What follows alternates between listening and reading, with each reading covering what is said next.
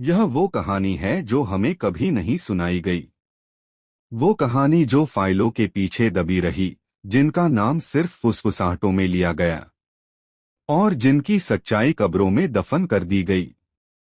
यह कहानी एक ऐसे आदमी की है जिसने भारत को परमाणु युद्ध से बचाया।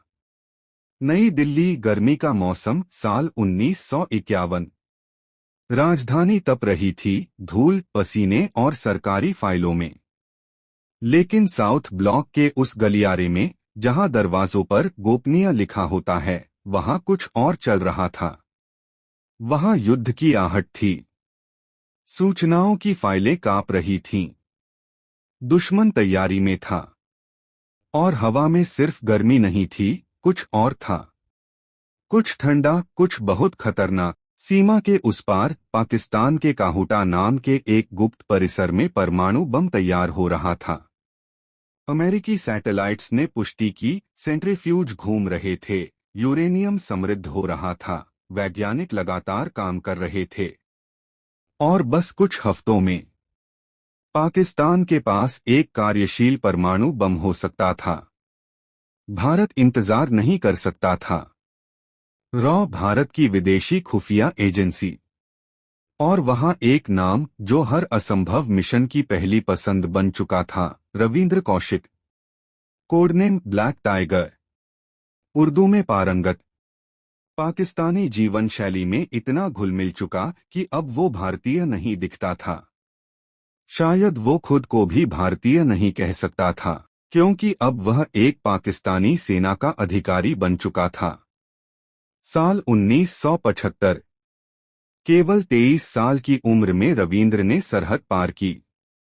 एक नकली पहचान, कुछ जाली दस्तावेज और सिर्फ एक लक्ष्य, देश के लिए जीना या मर जाना। कराची में उसने कानून की पढ़ाई की। फिर पाकिस्तानी सेना में भर्ती हुआ। धीरे धीरे ऊपर चढ़ता गया, जैसे दीवार पर चढ़ती परछाई। उसका नया नाम था नबी अहमद शाकिर। लेकिन 1981 में मिशन बदल गया। अब सिर्फ जानकारी इकट्ठा करना नहीं था, अब एक परमाणु बम को रोकना था। 2 बजे रात, जुलाई की एक शांत रात, दिल्ली में रॉ हेडक्वार्टर्स में एक संदेश पहुंचा। हाथ से लिखा एक पत्र, कोडवर्ड्स, स्याही के अंदर छिपे शब्द और एक नक्शा जो शायद किसी की याददाश्त से खींचा गया था। काहूटा की पूरी संरचना, गेट्स, शिफ्ट्स, रेडिएशन स्तर, वैज्ञानिकों के शेड्यूल, सब कुछ उस खत में था। भारत के लिए यह सोने की खान थी। और खतरे की भी। प्रधानमंत्री कार्यालय में इमरजेंसी मीटिंग हुई। सेना के वरिष्ठ अधिकारी, परमाणु वैज्ञानिक, रणनीतिकार, सभी एक मेज पर। सवाल था, क्या भारत पहले हमला करे? लड़ाकू विमान तैयार थे। टारगेट चिन्हित हो चुके थे। ऑपरेशन की हर डिटेल लिखी जा चुकी थी। लेकिन तभी कौशिक का अगला संदेश आया। यूरेनियम था, लेकिन बम अभी नहीं। कार्यक्रम खतरनाक था, पर उतना उन्नत नहीं जितना CIA या भारतीय एजेंसियां मान रही थीं।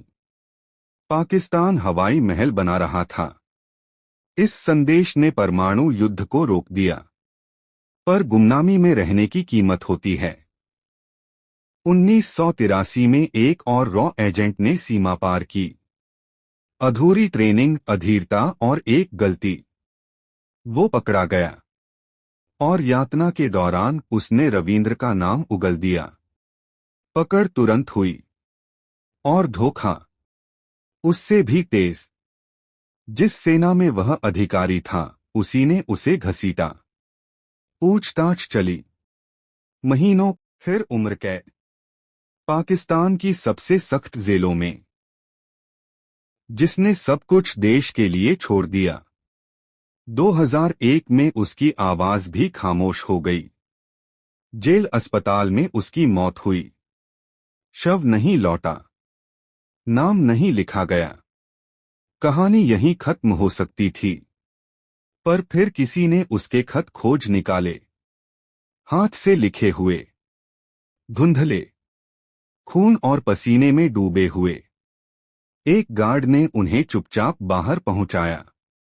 एक पत्र में लिखा था, रॉ ने कभी टिप्पणी नहीं की। सरकार खामोश रही। पर जो जानते थे वो जानते थे।